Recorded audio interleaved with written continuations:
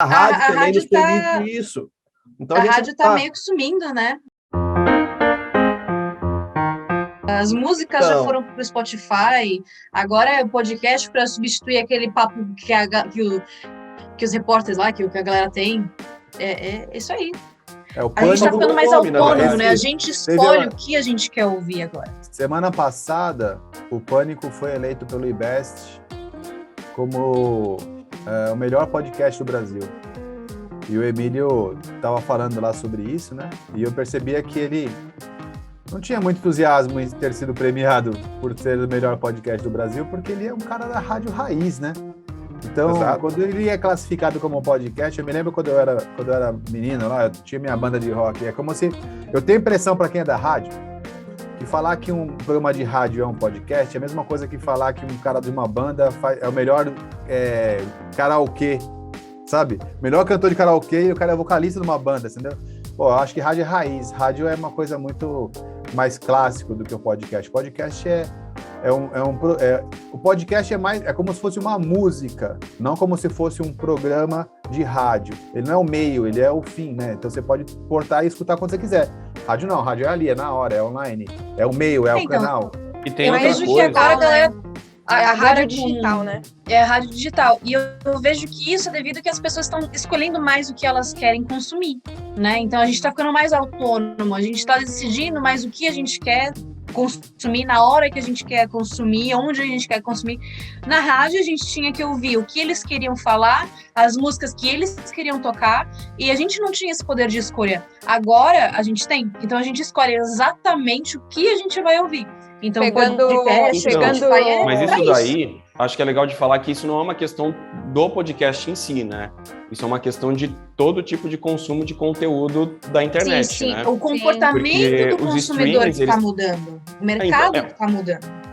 Mudou porque a gente criou, porque a internet, a tecnologia, ela democratizou isso tudo, né? Por exemplo, eu trabalhei em jornal escrito, jornal impresso.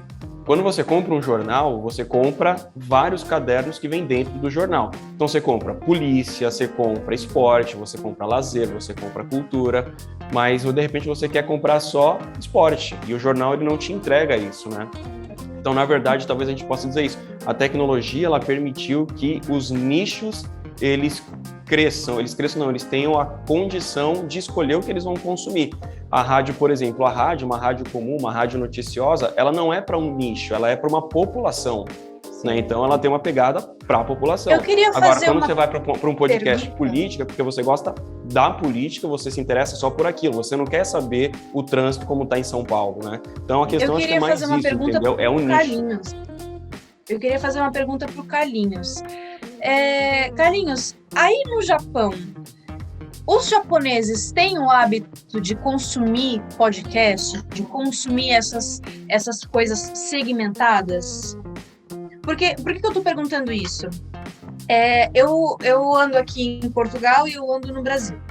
Aí no Brasil tem muito mais, por exemplo, restaurante mexicano, restaurante italiano, restaurante japonês, é tudo nichado. Aqui é muito difícil encontrar alguma coisa nichada. E eu percebo que na cultura deles aqui não se consome tanto assim como a gente, Brasil, consome. Aí no Japão eles consomem quanto a gente?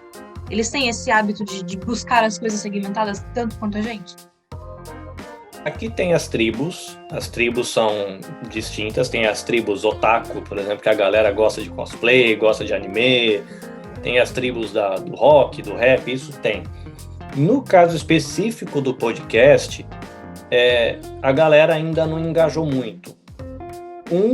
Porque o tipo de uso que eles dão, por exemplo, para smartphone não é o que a gente dá. Eles compram o smartphone melhor do mercado mundial para jogar o jogo mais besta que tem, que qualquer carroça velha roda. Então, às vezes dá desespero você ver a pessoa comprar um aparelho que custa uma fortuna, que dá para você tocar uma empresa do aparelho e a pessoa jogando um joguinho que usa 2 MB de memória, sei lá, um negócio assim. E o podcast ainda não caiu muito na graça do povo. Você tem aí no Brasil o Spotify, que ganhou o mercado de um jeito ignorante, que fez explodir, né, o podcast aí no Brasil de 2019 para cá. Aqui não é conhecido, são pouquíssimos japoneses que usam. Tem, mas são poucos que usam. Eles escutam mais rádio e assistem mais TV. Rádio. Eles gostam muito do bate-papo. Eles gostam muito de bate-papo. Se você pegar rádio japonesa, irrita os brasileiros. Porque rádio japonesa só fala. E fala com o ouvinte, e o ouvinte manda e-mail, e eles respondem, e deixa lá o Twitter rodando, e o radialista está interagindo com o ouvinte. E até, inclusive, fazendo um resgate da questão do rádio e do podcast, porque que existe, às vezes, uma certa aspereza nessa relação. É como você imaginar, e o Emerson aí mexe com música, você imaginar um pianista, que o cara estudou dos 3 anos de idade até os 30 para fazer um concerto, com o cara que produz música in box. Ele compra aquele pacote de música que já vem com os arranjos prontos e ele puxa o Lego para dentro do programa. O DJ, como vai pegar o DJ? É alguma coisa nesse sentido, né? De que o cara que está compondo música no PC, usando arranjos de MIDI, ele vai compor uma sinfonia, mas ele nunca apertou uma tecla para tocar nada. E o pianista ele faz. Então, quando a gente fala do radialista, o radialista ele estuda técnica de som, ele faz curso de locução, ele faz curso de oratória, ele faz fonoaudiologia para dicção. Então, assim, tem todo um preparo para o cara chegar no rádio e ter presença de palco, jogo de cintura, equipamento, ouvinte e troca de música e não sei o quê. Podcast é editado, podcast você faz hoje em dia no próprio telefone, você não precisa ter formação, locução, não precisa ter nada. Então, por isso que eles falam que, num sentido, dependendo do tipo de podcast que pode ser ofensivo para um radialista você reduzir um cara que tem anos de estudo, 10, 15 anos de experiência para ele fazer o que ele faz, para uma pessoa que compra um telefone em 15 minutos coloca um podcast no ar. Foi isso que eu percebi no Emílio, quando ele foi premiado, eu percebi que ele não estava muito feliz por essa premiação. Mas tem uma coisa, viu, Laís, que é assim, que eu vou falar para vocês, a minha visão é relacionada a podcast, tá? São 2 coisas. Primeiro que, quando eu já vivi muito isso, né, de comparar, por exemplo, um site com um jornal. Eu vivi esse negócio, né? Veja, quando começou a surgir a internet, site, nós desenvolvemos portais. Então, o Backside desenvolveu portal, enquanto o Michael estava lá trabalhando no jornal impresso, eu estava já desenvolvendo portais. Então, essa discussão, eu já conheço essa discussão.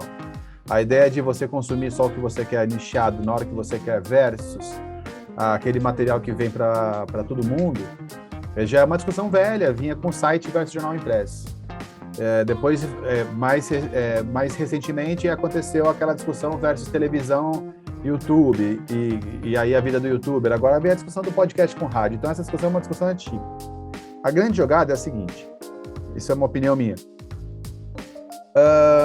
Você tem que imaginar o seguinte, que o momento que nós estamos vivendo hoje é de uma quantidade de conteúdo tão grande sendo gerado, que o trabalho da curadoria, ele é um trabalho a ser levado em consideração. Então, o fato de você falar assim, eu posso escolher tudo o que eu quiser e eu não preciso mais ficar refém do que eles estão falando, como você falou, é uma posição de pesquisador.